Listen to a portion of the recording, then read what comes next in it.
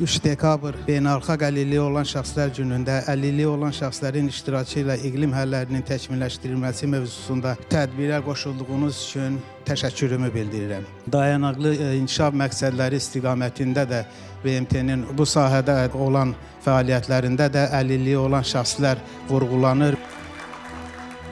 Biz beynəlxalq əlilliyi olan şəxslərin konvensiyasına qoşulmuşuq. 2018-ci ildə bildiyiniz kimi əlilliyi olan şəxslərin hüquqları bağlı yeni qanunlar qəbul edildi.